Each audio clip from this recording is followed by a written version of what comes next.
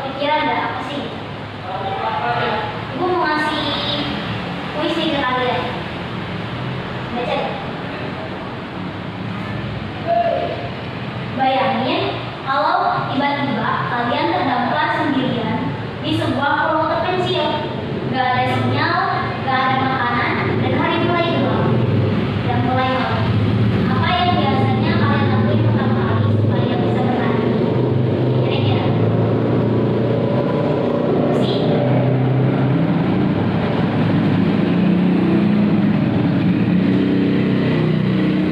Ayo, masih dah? Kira-kira apa yang bakal kalian lakuin? Iya, jawab aja.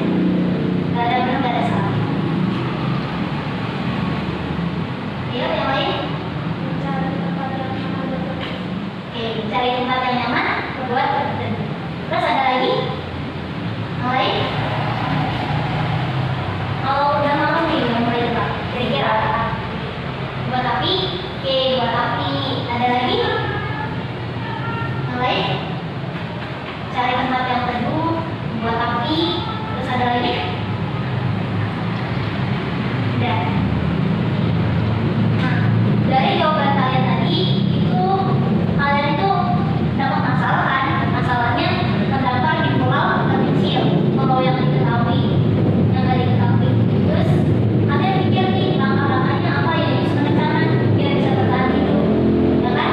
Nah, secara langsung kalian itu udah terapin salah satu cara dari berpikir komputasional. Apa sih berpikir komputasional itu? Berpikir komputasional itu adalah cara berpikir logis dan teratur untuk memecahkan masalah. Kayak tadi kalian dapat masalah, apa nih, terdampar di pulau terpencil, terus kalian pikir gimana solusinya nih. Jadi berpikir komputasional itu bukan cuma tentang komputer, tapi bisa diterapin di segala bidang. Setiap kalian punya masalah, entah itu misalnya bangun kesiangan atau sering lupa ngerjain tugas, kan itu masalah kan? Terus misalnya apa nih, lemarinya berantakan, itu masalah bukan? Oke, nah cara berpikir komputasional dibagi jadi 4, apa aja?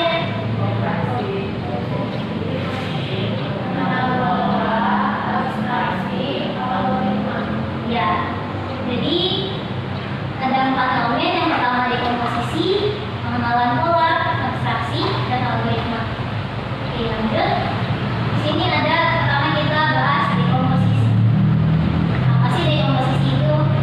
Komposisi itu memecah masalah besar jadi bagian-bagian kecil. Jadi kita bisa nyelesain satu-satu.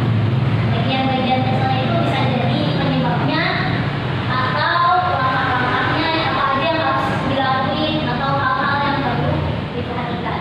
Contoh dekomposisi. Misalnya kalau kita punya masalah, aku susah sih nyari baju karena lemarinya berantakan. Ngalamin nggak? Nah, lemarinya berantakan ada rapi. Rapi. Ada yang berantakan lemarinya? Nah, kita pecah jadi bagian-bagian kecil. Kira-kira apa yang bikin lemari kita berantakan? Di sini. Karena lemarinya berantakan kenapa? Karena misalnya baju tidak dilipat, atau pakaiannya nggak disusun rapi, berantakan, langsung naruh aja bisa itu.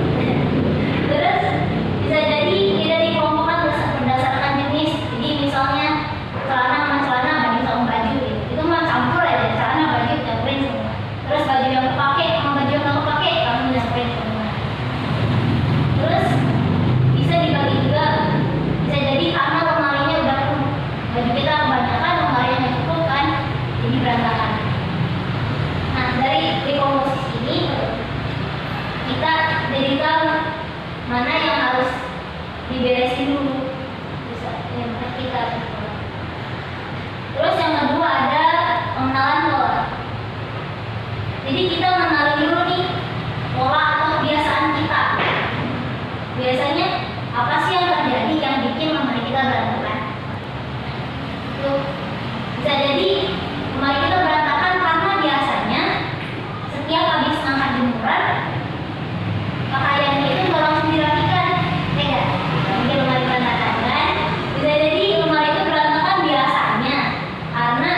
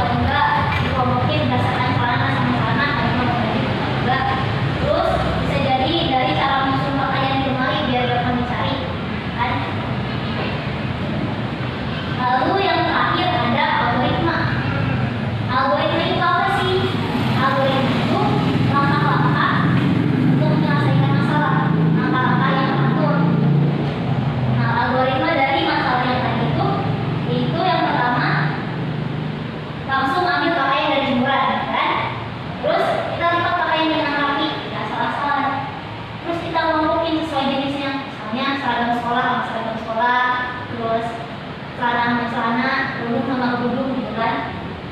Terus langkah selanjutnya kita masukin ke lemari dengan rapi sesuai apa yang tadi kita dikompokin. Nah, setelah ganti baju, langsung rapikan baju yang tidak dipakai. Rapikan baju yang tidak dipakai itu misalnya kalau misalnya kita udah punya baju kecilan, kan? Udah kecilan dikompokin, kita mau dikasih bagian punya adik, kasih ke adik atau gimana. Ada juga contoh soal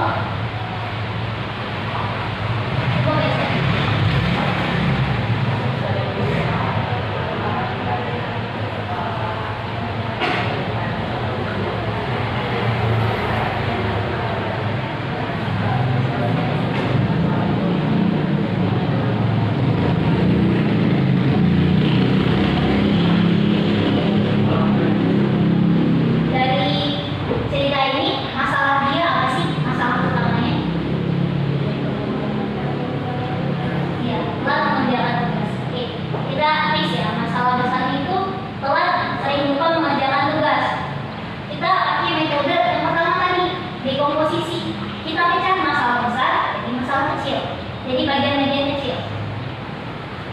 Jadi kita bagi dari pertanyaan, tahu nggak deadline-nya kapan? Terus apakah punya catatan jadwal tugas? Misalnya bikin jadwal tugas ini dikumpulin hari Selasa, tugas IPA hari Rabu. Terus apakah suka menunda-nunda tugas?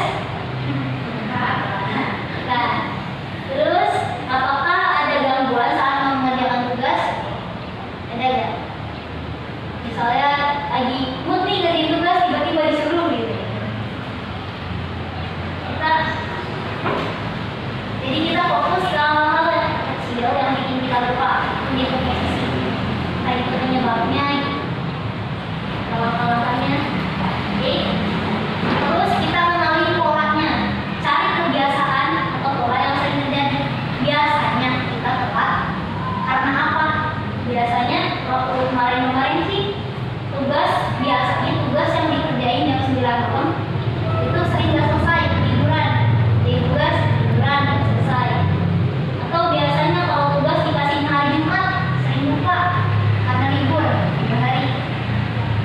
Atau kalau ngerjain tugas sambil buka HP, biasanya lebih lama kan selesainya.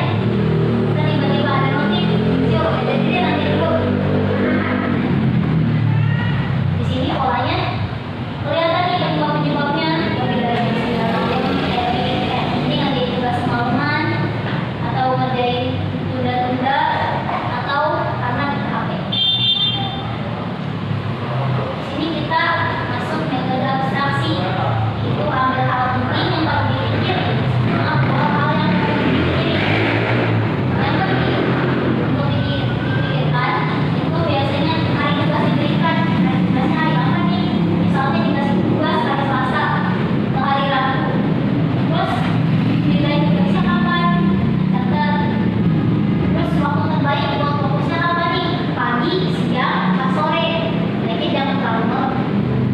Karena nanti kita nggak tahu ya, bisa jadi tiba-tiba ada pemadaman listrik atau apa kan? Tahu ya.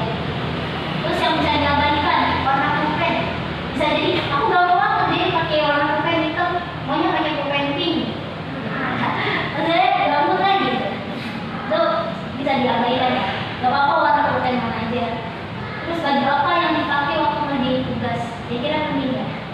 Misalnya maunya ngerjain pakai baju tidur aja gitu, gak mau pakai baju yang lain, banget. Terus ada juga hiasan tugas.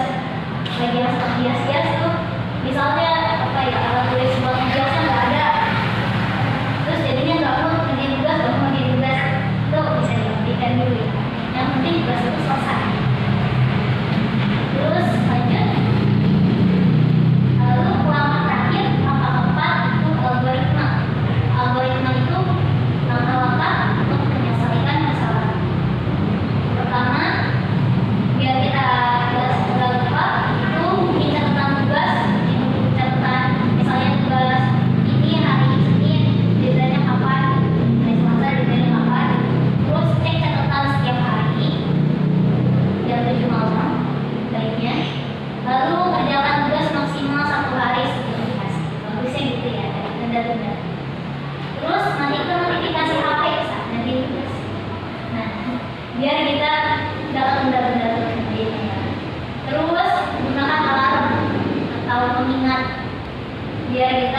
gak lupa ngerjain tugas. Terus evaluasi, jadi setiap minggu cek nih ada gak tugas yang kelupaan yang dikerjain atau belum, dicek lagi.